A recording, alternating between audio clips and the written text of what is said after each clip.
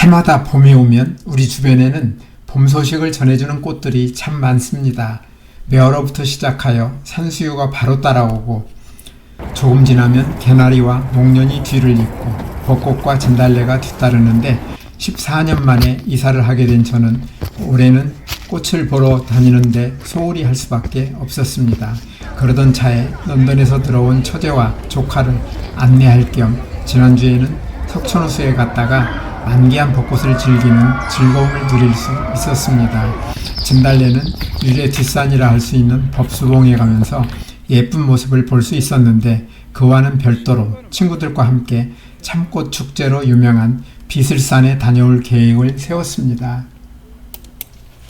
비슬산은 대구 광역시 달성군에 있는 산으로 거리가 제법 멀어 여섯 친구들과 안내산악회 버스를 이용하기로 하고 자리를 미리 예약했습니다. 버스는 사당역에서 7시, 양재역에서 7시 10분에 출발하는데 위례로 이사 온 지 얼마 안 되는 저는 아침 버스 시간에 늦지 않으려니 꽤 신경이 쓰였습니다. 5시도 안 되어 일어나 간단히 아침을 먹고 시내버스 시간에 맞춰 나가서 시내버스를 타고 장지역에 도착하여 전철을 타고 가락시장역에서 옮겨 타고 양재역에 도착하니 10분 가까이 시간 여유가 있었습니다. 우리가 탄 안내산악회 버스는 휴게소에서 20분 쉰 것을 제외하고는 열심히 달려 10시 45분 목적지인 유가사 주차장에 도착했습니다. 차에서 내리니 어제 내린 눈비로 멀리 선명하게 보이는 비슬산 꼭대기의 눈 높인 모습이 참 아름다웠습니다. 유가사까지 가는 길 500m는 경사도 완만하고 길도 편해 우리는 매우 편하게 걸을 수 있었는데 하늘이 어찌나 맑고 공기가 맑은지 기분이 참으로 상쾌했습니다. 비슬산은 삼국유사와 신증 동국 여지승남 달성군지에는 옛 이름이 한자로 쌀포자를 써서 포산이라고 기록되어 있어 나무에 덮여있는 산 또는 나무가 많은 산이라는 뜻을 가지고 있으며 유가사 사적에는 산의 모습이 검은고와 같아서 비파 비자와 검은고 슬자를 써서 비슬산이라고 하였다는 기록이 있어 산꼭대기에 있는 바위의 모습이 마치 신선이 검은고를 타는 모습과 같다고 하여 비슬산이라고 불렸다고 합니다. 비슬산은 달성군이 대구광역시로 편입되기 전인 1986년 군립공원으로 지정되었으며 1993년에는 자연휴양림으로 지정되었는데 산림청과 블랙야크 100대 명산으로 지정되어 있습니다. 비슬산은 대구광역시 북쪽 경계의 팔공산과 더불어 북80, 남비슬이라며 대구광역시의 양대 산으로 인식되고 있다는데 바위가 많은 팔공산이 남성미를 상징한다면 흙이 많은 흑산인 비슬산은 여성미를 상징한다고 합니다. 유가사를 지나면서부터 비슬산 정상인 천왕봉으로 올라가는 길은 경사가 상당히 가팔라지는데 그래도 비슬산은 흑산이라 길은 그다지 험하지 않아서 비교적 편하게 올라갈 수 있었습니다. 주차장을 떠난 지 1시간쯤 지났을 때 우리 일행은 신라 도성국사가 돌을 깨쳤다고 전해지는 도통바위에 도착해서 준비해온 과일과 간식을 먹으면서 잠시 휴식을 취했습니다. 도통바위를 지나서 천왕봉에 이르는 1km는 도통바위에 오를 때와는 크게 달라진 것이 하나 있었으니 바로 진흙탕길입니다. 전날 내린 눈이 쌓여 있다가 낮에 기온이 조금 높아지면서 녹아 흙길이 진흙탕길로 바뀐 것입니다. 길 옆에는 아직 녹지 않은 눈이 군데군데 있었지만 다행히 길이 미끄럽지는 않아서 걷기가 위험하지는 않았습니다. 처음 주차장에 도착했을 때 정상 부분에 하얗게 보이던 눈은 우리가 올라가는 2시간 사이에 어느새 상당히 녹아 없어진 것입니다. 주차장을 떠난 지 2시간이 지난 1시 가까이 되었을 때 우리는 비슬산의 정상인 1084m 천왕봉에 도착했습니다. 비슬산이라는 이름은 천왕봉의 바위 생김새가 신선이 앉아 비파를 타는 형상이어서 붙여졌다고 하는데 제 눈에는 잘 모르겠습니다. 정상에 만들어 놓은 설명에 따르면 1750년에 만들어진 해동 지도와 1789년의 여지도에는 천왕봉과 1035m의 대견봉이 정확하게 표시되어 있습니다. 천왕봉은 이곳에서 가장 높은 봉우리이니만큼 주변 경치는 환상적이었습니다. 더구나 하루 전날 내린 눈비로 하늘이 깨끗해져 있어 빙 둘러 어느 쪽을 보아도 낙동강과 주변의 산들이 멋진 모습을 보여주고 있었습니다. 우리는 즐겁게 사진을 넉넉하게 찍은 다음 정상 바로 뒤쪽에 자리를 잡고 준비해온 점심을 맛있게 먹었습니다. 그리고 해마다 비슬산 참꽃 문화제가 열리는 현장인 대견봉 쪽으로 발걸음을 재촉했습니다.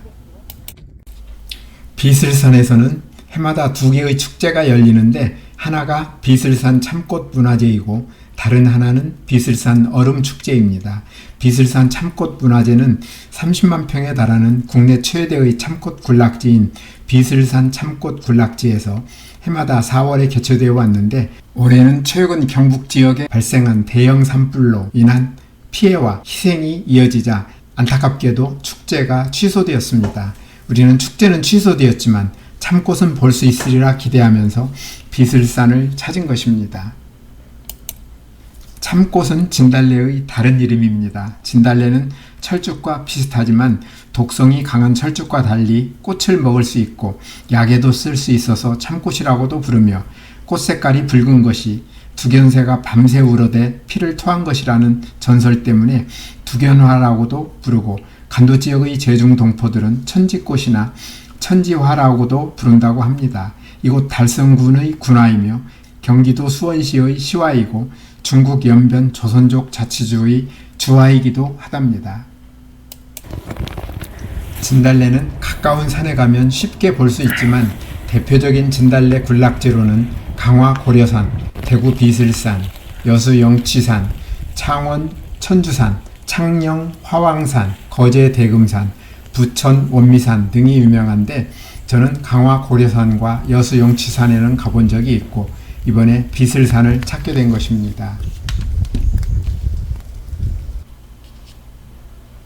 천왕봉을 떠나 참꽃 군락지가 있는 대견봉 쪽으로 가던 우리가 45분쯤 걸었을 때 마침내 오른쪽으로 그 유명한 비슬산 참꽃 군락지가 나타났습니다.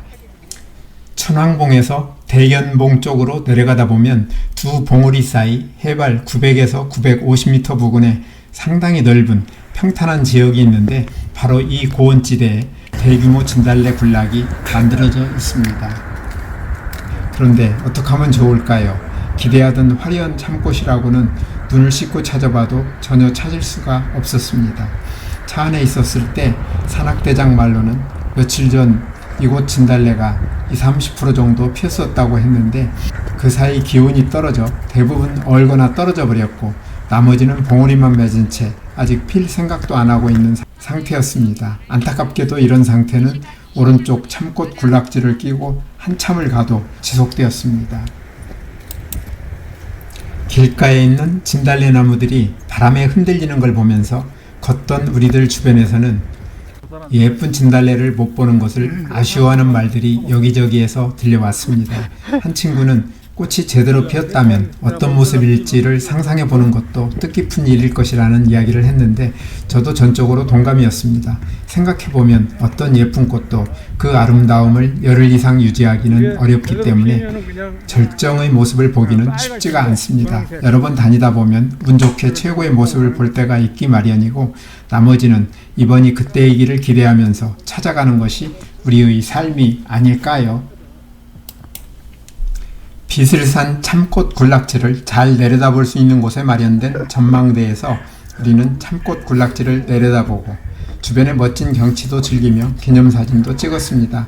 참꽃 군락지 위로는 서쪽으로 대견봉이 보이고 북쪽으로 보이는 천왕봉과 월광봉, 동쪽으로 보이는 조화봉이 맑은 하늘 덕분에 멋진 경치를 보여주었습니다.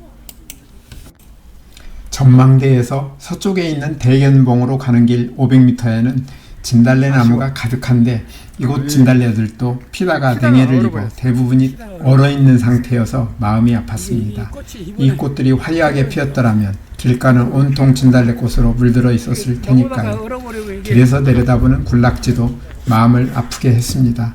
사진으로 보는 이곳 진달래들은 화려하게 이를 데 없는데 전혀 예쁜 모습을 보여주지 못했으니까요. 다행히 아직 봉오리만 맺고 피지 않은 꽃들은 며칠 지나면 필 수 있을 테니 그때 이곳을 찾는 사람들은 예쁜 진달래 꽃을 볼 수 있지 않을까요? 잠시 뒤 우리는 1035m의 대견봉에 도착했습니다. 대견봉에서 주변을 둘러보니 맑은 하늘 덕분에 천왕봉에서 북서쪽의 산들과 낙동강이 조화를 이루며 멋진 경치를 보여주고 동쪽에 있는 조화봉도 예쁘게 보였습니다. 비슬산에서 대견봉과 조화봉은 0.8km의 능선으로 이어지는데 이곳에는 사면을 따라 여러 곳에 단단한 화강암으로 만들어진 지형들이 잘 발달되어 있으며 이 바위들은 형태에 따라 암괴류와 애추, 토르의 세 가지의 형태로 구분하고 있는데 이러한 용어는 평소에 잘 사용하지 않는 한자나 영어로 되어 있어 이름을 들을 때 뜻이 바로 떠오르지 않습니다. 먼저 암괴류는 한자로 바위 암자와 흙덩이 괴자를 써서 바위 덩어리라는 뜻을 가지고 있으며 둥글거나 각진 바위 덩어리들이 집단적으로 산비탈이나 골짜기에 아주 천천히 흘러내리면서 쌓인 것을 말하는데 비슬산에 있는 암괴류가 규모 면에서 세계에서 가장 커 학술적 가치가 매우 높아 2003년 지질 분야 천연기념물 435호로 지정되어 보호되고 있다고 합니다. 다음으로 애추는 한자로 언덕 애자와 송곳추자를 써서 암괴류보다 크기가 작고 30도 안팎의 급경사를 이루고 있는 바위로 조화봉 가는 길에 있는 칼바위처럼 각이 진 바위들이 대부분이라고 합니다. 또한 토르는 주변의 완만한 경사면의 둥근 언덕 정상이나 능선에 불쑥 솟아오른 크고 독립적인 바위로 각종 형상을 이루고 있으며 바위들은 그것의 형상에 따라 부처바위, 거북바위, 곰바위 등으로 불리는데 대견사 주변에 많이 분포하고 있으며 암괴류와 애추와 더불어 비슬산의 빼어난 경관을 이루고 있습니다. 대견봉에서 내려온 우리는 갔던 길을 되돌아와 조금 뒤 대견사에 도착했습니다. 대견사는 삼국유사를 집필한 일현이 22세 때인 1227년 초임 주지로 임명받아 22년간 기거했다고 전해집니다.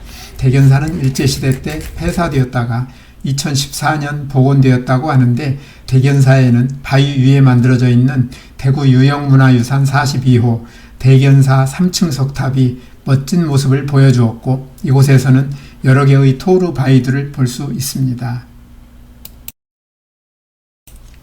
대견사에서 공영주차장으로 내려오는 3.45km는 평범한 내리막길이었는데 내려오는 동안 두 가지의 즐거움이 있었습니다. 하나는 내려오는 길에 만난 암괴류였고 다른 하나는 군락지에서 보지 못했던 진달래를 조금이나마 만나는 즐거움이었습니다. 천연기념물 435호로 지정되어 있는 비슬산 암괴류는 세계에서 규모가 가장 커서 학술적, 관광문화적 가치가 크다는 말씀을 드렸는데 암괴류는 길이 2km, 폭 80m, 두께 5m에 달하고 암괴들의 직경은 약 1에서 2m, 경사도는 약 15도라고 합니다.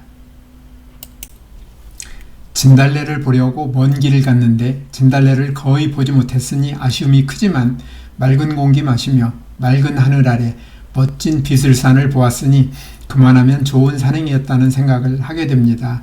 이번에 못 본 비슬산 진달래는 다음 기회에 보면 될 테니까요. 진달래 하면 떠오르는 인물, 18세기 말에서 19세기 초 산수화와 풍속화를 잘 그렸던 신윤복의 그림을 보면서 영상을 마칩니다.